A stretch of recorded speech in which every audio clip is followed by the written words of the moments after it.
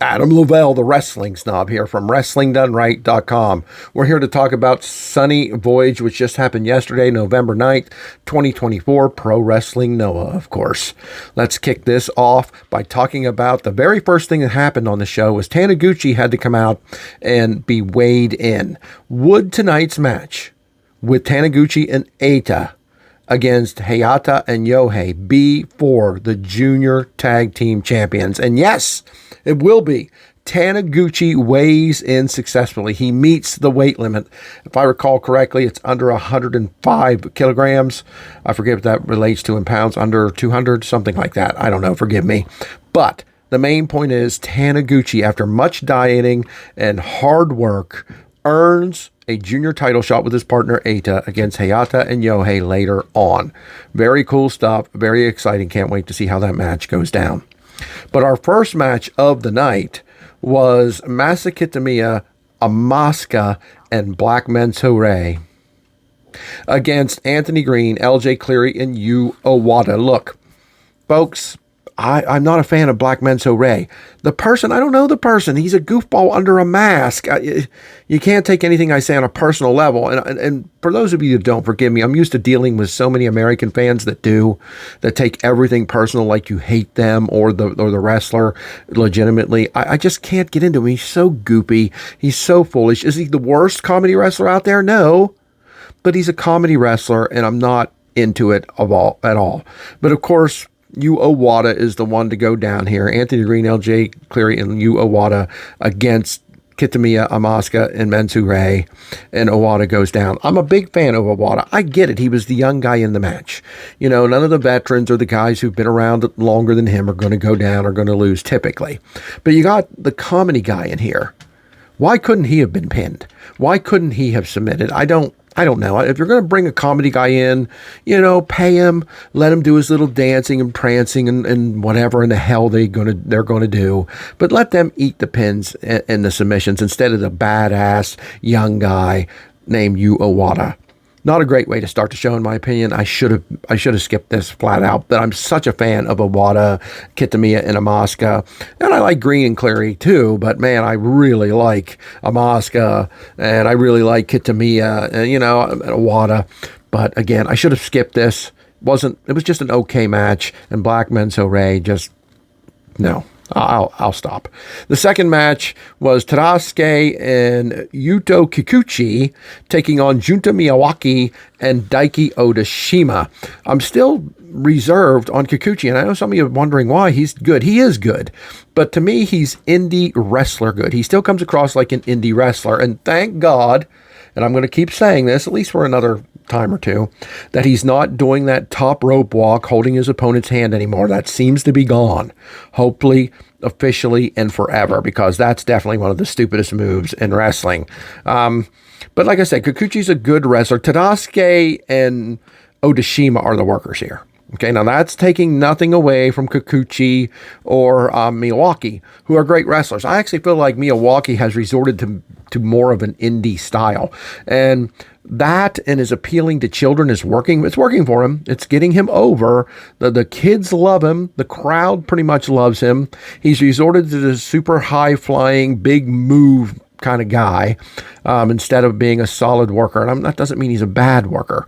I'm just saying Tadasuke and Odashima were the two people here that really wrestled, in my opinion, and it came down to them, and Tadasuke took out Kikuchi for the win after a spinning driver type of maneuver. So Odashima gets beat by Tadasuke, the two best people in this match, in a decent matchup. Didn't light the world on fire, but it was a decent matchup, much better than the first. The third match of the night was a six-man matchup that saw Keno, Alejandro, and Kai Fujimura, all Rebellion, taking on Muhammad Yone, Atsushi Kotogi, and Hajime Ohara. Alejandro continues to become a bigger deal. Every time you see him, I swear he gets better. I swear they're producing his matches in such a way that makes him a standout here. There were streaming issues on this show, especially when it was live. It paused and hung up a lot. And so they put it back out as an on-demand show, thankfully. But there were issues in this match where the screen would turn black for 3 or 4 seconds. That's how they fixed it. It was like a cutaway and only lasted a few seconds, but still you missed parts of this match and parts of the others. Just a few seconds here or there, but it would go away with somebody in a headlock or something and come back with the person who was in a headlock now in control. Didn't ruin the match, didn't hurt the match too badly, but I'm just letting you know it did happen. All Rebellion definitely controlled this entire match. It wasn't a domination, it wasn't a squash, but they definitely looked great here. They rebounded from their loss from the last show and won this matchup here. I enjoyed this very much, especially for a 6-man match. I don't mind 6-man matches. When it gets more than 3 versus 3 is when I start getting a little annoyed, when I start getting a little bored, when I start thinking it's going to be predictable here. But it was Alejandro who got the big win here. And I'm telling you, they're really building this guy. He's not up for a junior title shot yet or anything like that, or a tag title. Now, those who don't know, Kai Fujimura is his legitimate brother. Maybe they'll end up going for the junior tag titles because they work together wonderfully here. But All Rebellion comes out on top with a win here. And I think the best match so far out of the first 3. The 4th match saw Jack Morris and Daga take on Dragon Bane and Alpha Wolf. Now, this was your typical, and I don't mean that in a bad way. This was great. I really like this one. This was your typical bad guy versus good guy dynamic, even though I'm going to tell you right now, Daga and Jack Morris cheated or worked underhandedly as little as they ever have. I don't think they did at all. I don't even remember Yoshitatsu getting involved here. It was strange. I'm not knocking it, but typically the heels will be underhanded, right? And I've been telling you for a while now that Team 2000X are the best heel team probably in wrestling, in my opinion, and without a doubt in Noah. Yoshitatsu does a wonderful job as an interfering manager. Daga and Jack Morris do a wonderful job distracting and using chairs and working behind the referee's back. It's beautiful. It's not done correctly in today's wrestling much at all. Too many heels just cheat out in the open, especially a group like House of Torture. You know, it's normally done so miserably rotten that you can't stand to watch it. It takes it away, but not here. This was done great. Daga is such a great worker. He is so smooth. I mean, Daga and Jack Morris could be a babyface team like that if they decided to be. They're such good and smooth workers. Dragon Bane has a perfect style, meaning he works lucha libre and solid in-ring working style together and molds them in such a way that I've become a gigantic fan of him. And that's taking nothing away from Alpha Wolf. Alpha Wolf versus Jack Morris would be a singles match I'd want to see maybe several times. But this match was flawless and it was worked beautifully. Good guy versus bad guy, even though the bad guys, like I said, didn't really cheat at all. And because of that, they go down here. Dragon Bane, the number 1 contender to the junior championship, and his partner, Alpha Wolf, Los Golpodores, I believe is how you say it, looked amazing here and get a big win over a hot 2000X team in a perfectly executed match, in my opinion. Okay, next up was Ulka Sasaki versus a guy I'm beginning to like very much, Harutoki. I think I'm saying that right. Harutoki, Harutoki, Harutoki.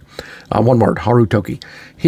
He's impressing me. I thought he was from DDT because I didn't know anything about him. So, of course, I had to look him up. I had to Google him. I had to Wikipedia him. And I found out he's not from DDT. He started his career in Mexico and is pretty much a freelancer. He's worked in DDT. He's worked all over the place. He actually got much of his start in the same areas, same situations, same places as Kikuchi.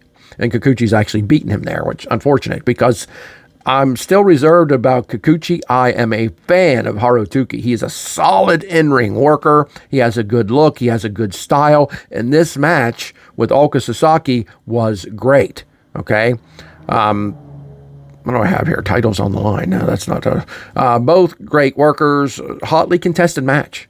I mean, Harutoki took it to Ulka Sasaki, one of the hottest wrestlers in Pro Wrestling Noah. I mean, the former national champion, the guy that is probably going to get a shot against Nakamura. What do I mean by that? I'll have to tell you then. But this just was great. This was a solid match. Again, one of my favorites here. Of course, Ulka Sasaki comes out on top after a hard-fought battle. He has to. I mean, he's one of the top stars, but keep an eye on Haruo Toki. I think he's headed to the top. I really do, and I think he'll get there eventually. I do. Solid worker. The sixth match was a tag team affair for the junior tag team titles. I wasn't sure it was. At first, it didn't look like it was going to be. I mean, the weigh-in said it should be, but then the referee took the titles and actually held them aloft. They were on the line. Hayata and Yohei versus Shuhei Taniguchi and Eita. Look, I like what they're doing with Taniguchi here, to a degree. Let me explain. Okay, the story they're doing with him, with the weight cut, in this matchup, he did a couple matches you only see juniors do. I mean, jumping over the top rope, which he did, but landed on the apron and then just sort of kick. I mean, it was humorous because he's still a big guy.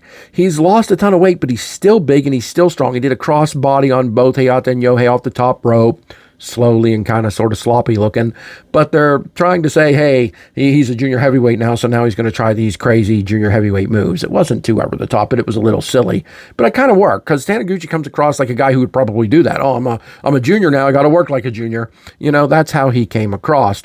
And Eita is always great. Eita has been one of my favorites for a while. The crowd loves Eita. I mean, they like Yohei and Hayata as well, but man, Eita is over everywhere he goes.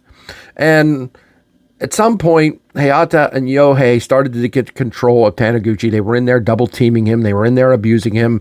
Hayata's trying to roll him up because he's rolled him up several times for a win in the past. Eita's breaking it up.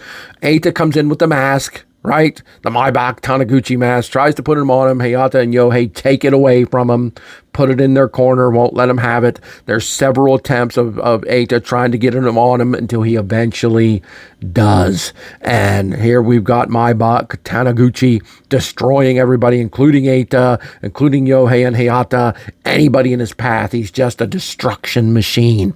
Once that mask is on him, it's like he's possessed, right? That's the story being told here. So much so that Taniguchi isn't a big fan of the mask. Sometimes he will resist it because he doesn't want to be that guy, right?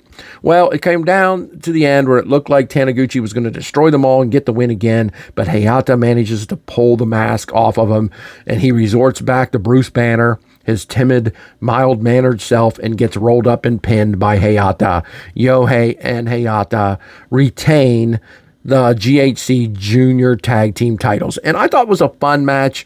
I thought some comedy elements with the mask was a little bit, but it didn't anger me. Not enough to anger me. I get the story being told here. I kind of enjoy it. Taniguchi needs it. He needs it. I think eventually something has to happen. Either has to wear the mask all the time, or he has to realize that he can become this powerful, badass wrestler without the mask. Something has to happen along the way here for this to pay off, in my opinion. The semi-main event we're up to. I've only been talking on here for about 13 minutes. We're going pretty quickly. Akitoshi Saito, this is his retirement road. He's teaming up with Takashi Zagura here as they took on Kaito Kiyomiya and Naomichi Marufuji. Beautiful match. Beautiful. Look, I don't care how old that Saito is. He's incredible. As a Noah heavyweight, working the Noah heavyweight style, which is methodical, measured, beat down, fighting your opponents, that old school style. He's wonderful. I could watch him wrestle every day of the week. Yeah, he's a little slow. Yeah, he doesn't look quite as powerful, but he's still solid in the ring. And Segura is the killing machine and always will be. Marufuji is the genius of the arc. I could just go on about this match forever, even though it was typical, even though it was nothing new, that you haven't seen in Noah before. It's still must see, in my opinion, because we don't get this kind of wrestling anymore. Not really. A little bit from somebody like Gunther, right? A little bit from guys like that. But even Gunther is a little more modern than this old school Noah style, right? A little bit, although I'd love to see Gunther in Noah. Wow, wouldn't that be amazing? But this was a beautiful match. Came down to the new generation, Kaito Kiyomiya, even though he's not new style over the top, right? Kaito Kiyomiya is absorbing. He's learning from his seniors, and he's taking their style and using it against them until he gets his shining wizard on Akitoshi Saito wins the match clean in the middle of the match. There's handshakes to go around, even though Segura is going to soon be taking on our champion Kaito Kiyomiya. And we know Saito's soon going to be taking on Marufuji, and they're sort of pointing each other. But there's a lot of respect during this match and after this match. This was just beautiful puresso. I loved it with all of my heart. Awesome match. It was short, but not too short. Everything about it was just great. I loved it. The main event, we are up to the main event of the show for the GHC National Championship. Here we had Manabu Soya, who had challenged Go Shiozaki, the man whose t-shirt I am proudly wearing here. Go Shiozaki is incredible. One of the best of all time, one of the best Noah has ever seen, including going back to Noah's past. Manabu Soya breaking out of a shell that he's been in for years since coming from Wrestle One. I don't want to say he didn't do anything, but he didn't live up to his potential, and all of a sudden he has exploded, won this national championship, and he's naming his own contenders, and they're good contenders here. This one, Go Shiozaki. This was the Haas fight you would expect. Chops, clotheslines, shoulder blocks galore. We had everything you want to see here with Soya hitting his Death Valley driver, DDTs. They were outside the ring fighting within the first 5 minutes, but let me tell you when I think the turn really came. Now, don't misunderstand me. Shiozaki continued to wrestle great after what I'm about to talk about happened, but I think the tide turned here. The second time they got outside the ring, before they did so, Manabu Soya managed to snap Go Shiozaki over the top rope. What was the move there? So he got a head drive. It was like a head driver, not a DDT. Took his head, sort of a cutter, but a very short, quick cutter over the top rope. Go Shiozaki fell and hit his head on the ring apron, still hanging on the ropes. It was brutal looking. And then Manabu Soya got him outside the ring, directly out of that, and lifted him up and gave him like a hot shot over the metal guardrail. Now, Shiozaki came back from that. He fought back. There were the machine gun chops were after that, more clotheslines, more shoulder blocks, but I really feel Shiozaki was never really fully in gear after those two moves. That cutter on the apron and then that hot shot on the metal guardrail. I really think that is when Soya took over strength-wise. It came down to a battle of clotheslines, and Go Shiozaki loses. What does that tell you? That tells you that Manabu Soya is a badass of badasses. It tells you what I'm telling you I believe is true. That cutter and that hot shot outside the ring turned the match. My dogs are losing their mind for some reason on a Sunday afternoon. But let me tell you what. For Manabu Soya to take out Go Shiozaki with a clothesline, with a lariat, pretty damn impressive. And a big win, defending his national title again. This time, Manabu Soya nominates Shuji Kondo, the big junior heavyweight, to be his next opponent for that national title. And that will be another Haas fight. That will be another great battle. I almost see Manabu Soya as the big brother of Shuji Kondo. They look similar. Their styles are similar. They're both jacked to the gills. That will be a killer match that I can't wait for. This was a great show. I'm going to give this one a 9 out of 10. Honestly, I probably would have given it a 10 without Black Menzu Ray getting on my nerves. I mean, was every match perfect and wonderful and the best ever? No. I rate these shows based on the level of enjoyment. And I actually enjoyed this one better than the last bigger show in Korak and Hall with the English commentary. I don't know why. I just enjoyed this one more. It just felt more maybe because the last one was full of juniors, and I don't want to make it sound like I don't like the juniors. I do. But I like the heavyweights a hell of a lot more. That's Noah's style. And I really want to see Noah's style as much as possible. And I feel that we did here. So again, 9 out of 10. What did you think of it? Let me know. I hope you're enjoying these podcasts. I'm just going to label them all now Mount Ararat podcasts as I cover whole shows instead of breaking them down, guys. It just saves me a ton of time. I don't have the time that it takes to break these matches down individually, upload them one at a time. I wish that I did. But I don't, because I also talk about Marigold. I started to watch some All Japan, and they had some guy in a bear suit carrying a stuffed animal. No, thank you. So it's Noah and Marigold for me. Thank you for joining me. WrestlingDoneRight.com. But please, please subscribe to this YouTube, and I'll be back with more videos all about Wrestling Done Right, Pro Wrestling Noah, before you know it.